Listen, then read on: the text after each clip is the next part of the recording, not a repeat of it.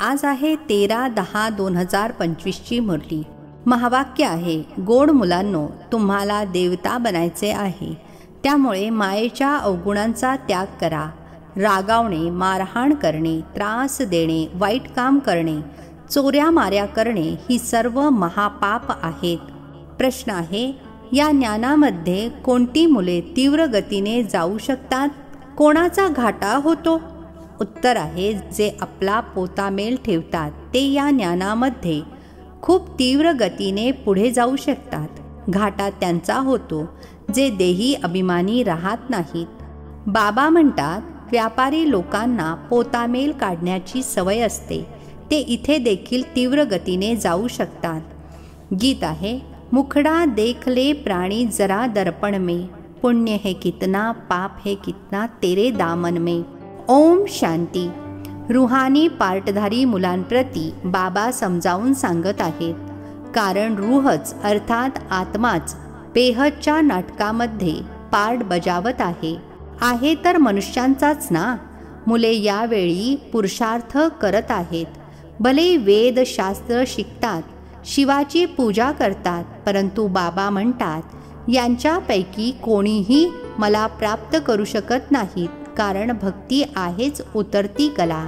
ज्ञानानेच सद्गती होते, तर जरूर कोणाद्वारे उतरत देखील असतील. हा एक खेळ आहे ज्याला कोणीही जाणत नाहीत. शिवलिंग जेव्हा पुजतात तेव्हा त्याला ब्रह्म म्हणणार नाही. तेव्हा ते कोण आहेत?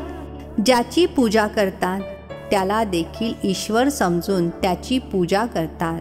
तुम्ही सर्वप्रथम जेव्हा भक्तीची सुरुवात करता तेव्हा शिवलिंगाला हिऱ्याचे बनवता. आता तर गरीब बनले आहात तर दगडाचे बनवता. हिऱ्याचे लिंग त्या काळामध्ये 4-5 हजाराचे असेल.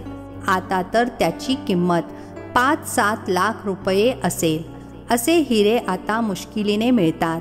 पत्थर बुद्धी बनले आहेत, त्यामुळे ज्ञानाशिवाय पूजा देखील दगडाची करतात. जेव्हा ज्ञान असते तेव्हा तुम्ही पूजा करत नाही. चैतन्य सन्मुख आहेत, त्यांचीच तुम्ही आठवण करता. जाणता आठवणीने विकर्म विनाश होतील. गाण्यामध्ये देखील सांगतात, माझ्या मुलांनो, प्राणी म्हटले जाते आत्म्याला. प्राण निघून गेला तर जणू प्रेत आहे. आत्मा निघून जाते. आत्मा अविनाशी आहे. आत्मा जेव्हा शरीरामध्ये प्रवेश करते तेव्हा चैतन्य आहे. बाबा म्हणतात, हे आत्म्यांनो, स्वतःला तपासून पहा की माझ्यामध्ये कितपत दैवी गुणांची धारणा झाली आहे. कोणता विकार तर नाही आहे ना. चोरी मारी इत्यादीचा कोणता आसुरी गुण तर नाही आहे ना. आसुरी काम केल्यामुळे कोसळाल इतका दर्जा अर्थात पद मिळवू शकणार नाही. खराब सवयीला जरूर काढून टाकायचे आहे.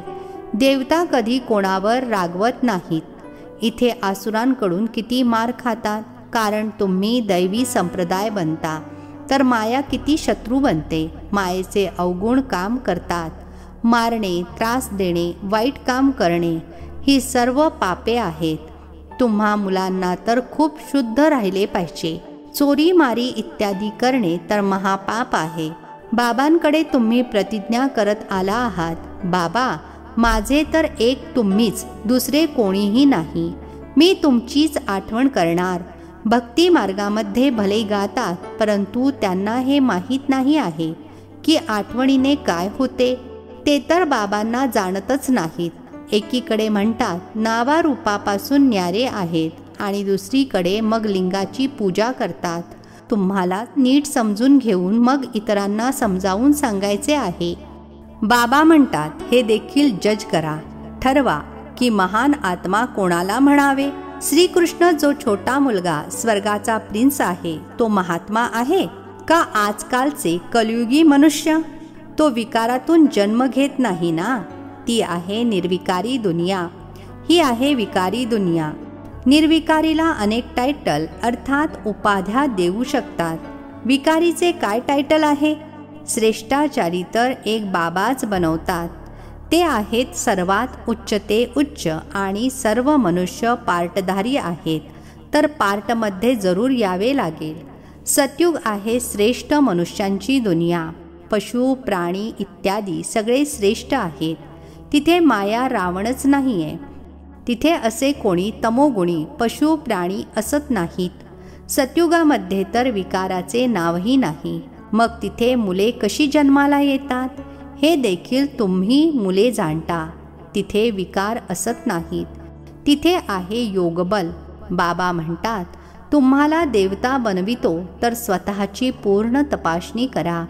मेहनतीशिवाय विश्वाचा मालक थोडेच बनू शकाल. जशी तुमची आत्मा बिंदू आहे तसे बाबा देखील बिंदू आहेत. यामध्ये गोंधळून जाण्याची काहीच गरज नाही. कोणी म्हणतात आपण पाहावे. बाबा म्हणतात, पाहणाऱ्यांची तर तुम्ही खूप पूजा केलीत, काहीच फायदा झाला नाही. आता यथार्थ रीतीने मी तुम्हाला समजावून सांगतो. माझ्यामध्ये सर्व पार्ट भरलेला आहे. सुप्रीम सोल आहे ना, सुप्रीम फादर. कोणताही मुलगा आपल्या लौकिक पित्याला असे म्हणणार नाही. एकालाच म्हटले जाते. संन्याशांना तर मुलेच नसतात जी पिता म्हणतील. हे तर सर्व आत्म्यांचे पिता आहेत जे वारसा देतात. त्यांचा तर काही गृहस्थ आश्रम नाही आहे. बाबा बसून समजावून सांगतात, तुम्ही 84 जन्म भोगले आहेत. सर्वप्रथम तुम्ही सतोप्रधान होता, मग खाली उतरत आला आहात. आता कोणी स्वतःला सुप्रीम थोडीच म्हणतील. आता तर नीच समजतात. बाबा वारंवार समजावून सांगतात, मूळ गोष्ट आहे की स्वतःमध्ये तपासून बघा की माझ्यामध्ये कोणते विकार तर नाहीत ना. रोज रात्री आपला पोतामेल काढा. व्यापारी नेहमी पोतामेल काढतात. गव्हर्नमेंट सर्वंट पोतामेल काढू शकत नाहीत. त्यांना तर ठराविक पगार मिळतो. या ज्ञान मार्गामध्ये देखील व्यापारी लोक तीव्र गतीने पुढे जातात. शिकले सवरलेले ऑफिसर्स इतके जात नाहीत. व्यापारामध्ये तर आजकाल 50 कमावले उद्या 60 कमावतील. कधी घाटा देखील होईल. गव्हर्नमेंट नोकरदारांचा फिक्स पगार असतो. या कमाईमध्ये सुद्धा जर देही अभिमानी बनला नाहीत तर घाटा होईल. माता काही व्यापार करत नाहीत. त्यांच्यासाठी मग आणखीनच सोपे आहे. कन्यांसाठी देखील सोपे आहे, कारण मातांना तर शिडी उतरावी लागते. बलिहारी त्यांची ज्या मेहनत करतात. कन्या तर विकारामध्ये गेल्याच नाहीत, तर मग सोडायचे तरी काय. पुरुषांना तर मेहनत करावी लागते. कुटुंब परिवाराचा सांभाळ करावा लागतो. शिडी जी चढले आहे ती उतरावी लागते. सारखे सारखे माया थप्पड मारून खाली पाडते. आता तुम्ही बीके बनले आहात. कुमारी तर पवित्रच असतात. सर्वात जास्त असते पतीचे प्रेम. तुम्हाला तर पतींचाही पती अर्थात परमात्म्याची आठवण करायची आहे आणि सर्वांना विसरायचे आहे. आई वडिलांचा मुलांमध्ये मोह असतो. मुले तर आहेतच अजाण. लग्नानंतर मोह सुरू होतो. आधी पत्नीवर प्रेम जडते आणि मग विकारांमध्ये ढकलण्याच्या शिडीची सुरुवात होते. कुमारी निर्विकारी असते तर पूजली जाते. तुमचे नाव आहे बीके. तुम्ही महिमा लायक बनून पूजन लायक बनता. बाबाच तुमचे टीचर देखील आहेत. तर तुम्हा मुलांना नशा असला पाहिजे. आपण स्टुडंट आहोत. भगवान जरूर भगवान भगवतीच बनवतील. फक्त समजावून सांगितले जाते, भगवान एकच आहेत. बाकी सर्व आहेत भाऊ भाऊ. दुसरे कोणतेही नाते नाही. प्रजापिता ब्रह्माद्वारे रचना होते, नंतर मग वृद्धी होते. आत्म्यांची वृद्धी म्हणता येणार नाही. वृद्धी मनुष्यांची होते. आत्म्यांची संख्या तर लिमिटेड आहे. भरपूर येत राहतात.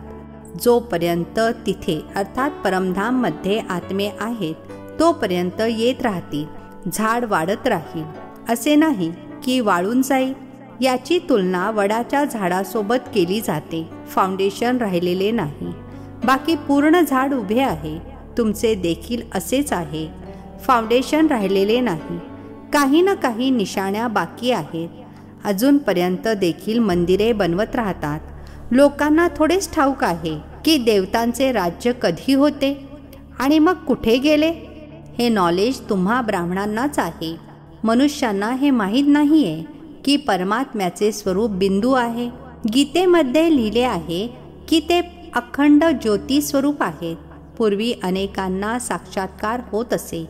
भावनेनुसार खूप लाल लाल होत असत. बस आम्ही सहन करू शकत नाही. आता तो तर साक्षात्कार होता. बाबा म्हणतात साक्षात्काराने काही कल्याण होत नाही. इथे तर मुख्य आहे आठवणीची यात्रा. जसा पारा निसटून जातो ना, आठवण देखील सारखी सारखी निसटून जाते.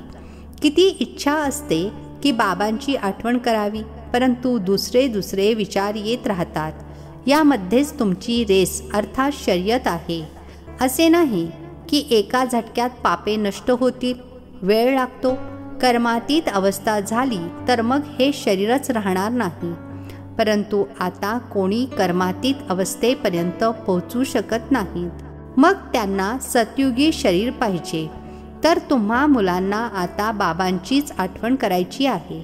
स्वतःला बघायचे आहे, माझ्याकडून कोणते वाईट काम तर होत नाही ना.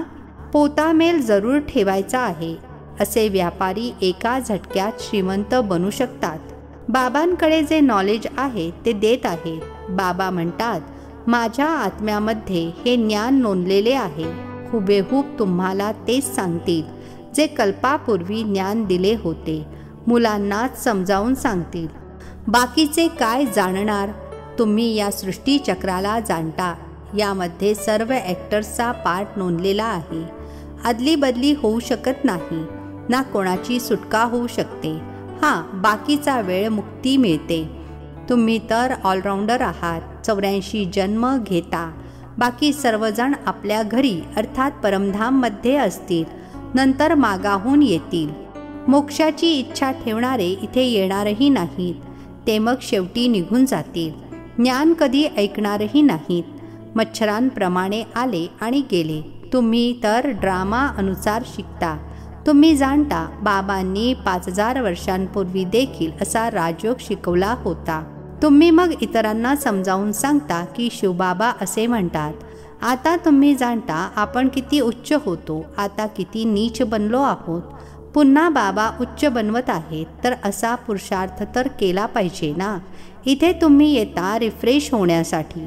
याचे नावच पडले आहे मधुवन. तुमच्या कलकत्त्यामध्ये अथवा मुंबईमध्ये थोडीच मुरली चालते. मधुबनमध्येच मुरली वाजते. मुरली ऐकण्यासाठी बाबांकडे यावे लागते. रिफ्रेश होण्यासाठी नवीन नवीन पॉईंट्स निघत राहतात. सन्मुख ऐकल्याने तर फील करता. खूप फरक पडतो. पुढे चालून अनेक पार्ट बघायचे आहेत. बाबांनी आधीच सांगितले तर त्यातील टेस्ट अर्थात मजा निघून जाईल. हळूहळू इमर्ज होत जाते. एक सेकंद देखील दुसऱ्याशी मेळ खाऊ शकत नाही. बाबा आले आहेत रुहानी सेवा करण्यासाठी, तर मुलांचे देखील रुहानी सेवा करणे हे कर्तव्य आहे. कमीत कमी एवढे तर सांगा. बाबांची आठवण करा आणि पवित्र बना. पवित्रतेमध्ये फेल होतात, कारण आठवण करत नाहीत. तुम्हा मुलांना खूप आनंद झाला पाहिजे. आपण बेहदच्या बाबांच्या सन्मुख बसलो आहोत, ज्यांना कोणीही जाणत नाहीत. ज्ञानाचा सागर ते शिवबाबाच आहेत. देहधारीमधून बुद्धियोग काढून टाकला पाहिजे. शिवबाबांचा हा रथ आहे. याचा रिगार्ड अर्थात आदर ठेवला नाही तर धर्मराजाकडून खूप दांडे खावे लागतील. मोठ्यांचा रिगार्ड तर ठेवायचा आहे ना. आदी देवाचा किती रिगार्ड ठेवतात. जड चित्राचा एवढा रिगार्ड आहे तर चैतन्याचा किती ठेवला पाहिजे. अच्छा, गोड गोड खूप खूप वर्षांनंतर भेटलेल्या मुलांप्रती मातपिता बापदादांची प्रेमपूर्वक आठवण आणि सुप्रभात. आत्मिक पित्याचा आत्मिक मुलांना नमस्ते. आम्हा आत्मिक मुलांचा आत्मिक पित्याला नमस्ते. धारणेसाठी मुख्य सारांश आहे. पहिला पॉइंट आहे, आतमध्ये स्वतःची तपासणी करून दैवी गुण धारण करायचे आहेत. वाईट सवयींना काढायचे आहे. प्रतिज्ञा करायची आहे, बाबा आम्ही कधीही वाईट काम करणार नाही. दुसरा पॉइंट आहे, कर्मातीत अवस्थेला प्राप्त करण्यासाठी आठवणीची रेस करायची आहे. रुहानी सेवेमध्ये तत्पर राहायचे आहे. मोठ्यांचा रिगार्ड ठेवायचा आहे. आजचे वरदान, फॉलो फादरच्या पाठाद्वारे अवघड गोष्टीला सोपे बनविणारे तीव्र पुरुषार्थी भव. फॉलो फादरच्या पाठाद्वारे अवघड गोष्टीला सोपे बनविणारे तीव्र पुरुषार्थी भव. स्पष्टीकरण आहे, अवघड गोष्टीला सोपे बनविण्यासाठी किंवा लास्ट पुरुषार्थामध्ये सफलता प्राप्त करण्यासाठी पहिला पाठ आहे फॉलो फादर. हा पहिला पाठच लास्ट स्टेजला समीप आणणारा आहे. या पाठामुळे अभूल, एकरस आणि तीव्र पुरुषार्थी बनाल, कारण कोणत्याही गोष्टीमध्ये अवघड तेव्हा वाटते जेव्हा फॉलो करण्याऐवजी आपलेच डोके चालवता. यामुळे आपल्याच संकल्पांच्या जाळ्यामध्ये अडकून पडता आणि मग वेळही लागतो आणि शक्ती देखील लागते. जर फॉलो करत जाल तर वेळ आणि शक्ती दोन्ही वाचतील, जमा होतील. स्लोगन आहे, सच्चाई सफाईला धारण करण्यासाठी आपल्या स्वभावाला सरळ बनवा. सच्चाई सफाईला धारण करण्यासाठी आपल्या स्वभावाला सरळ बनवा. अव्यक्त इशारे, स्वयंप्रती आणि सर्वांप्रती मनसाद्वारे योगाच्या शक्तींचा प्रयोग करा. जितके स्वतःला मनसा सेवेमध्ये बिझी ठेवाल तितके सहजच मायाजीत बनाल. फक्त स्वतःप्रती भावुक बनू नका, परंतु दुसऱ्यांना देखील शुभ भावना आणि शुभकामनेद्वारे परिवर्तित करण्याची सेवा करा. भावना आणि ज्ञान, स्नेह आणि योग दोघांचाही बॅलन्स असावा. कल्याणकारी तर बनला आहात, आता बेहद विश्वकल्याणकारी बना. अच्छा, ओम शांती. नवनवीन मराठी व्हिडिओज प्राप्त करण्यासाठी सबस्क्राईब करा मराठी गॉड रिपोर्ट चॅनलला.